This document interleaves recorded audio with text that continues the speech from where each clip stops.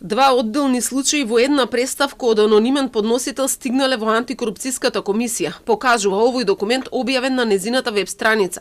Пријавувачот за првиот случај тврдел дека еден вработен во Агенцијата за разузнавање на почетокот до 2024 година добил негативен одговор од Дирекцијата за безбедност на класифицирани информации, со што не му бил издаден безбедносен сертификат.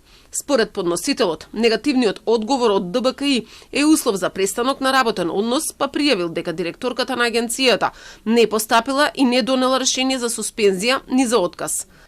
Тој извршил и злоупотреба по основ користење на боледување, со цел да избегне добивање на решението за суспензија. На почетокот на септември 2024 година, посоченото лице потпишало спогодба за преземање во Министерството за внатрешни работи, која била потпишана и од страна на министерот и од страна на директорката на Агенцијата за разузнавање. За вториот случај, пријавувачот тврди дека лани во август, директорката на Агенцијата за разузнавање вратила на работа четворица вработени кои претходно биле под суспензија. Тие исто така немале безбедносен сертификат поради утврден безбедносен ризик од Агенцијата за национална безбедност, тврдел подносителот, но биле вратени на работа откако добиле одговор од второстепена комисија која делумно ги прифатила нивните жалби.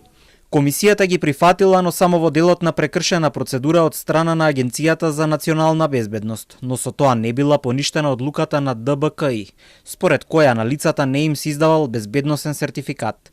И покрај ова, пријавената директорка донела одлука за поништување на суспензијата и враќање на наведените лица на работните места, иако била запознаена дека истите се уште представуваат безбедносен ризик, со што е загрозена безбедноста на агенцијата.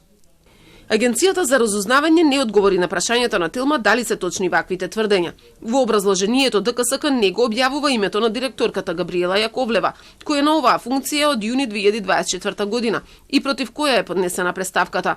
Комисијата на седница на 13 октомври се прогласила за ненадлежна и ја препратила до претседателката на државата и до Собраниската комисија за надзор на работата на агенцијата.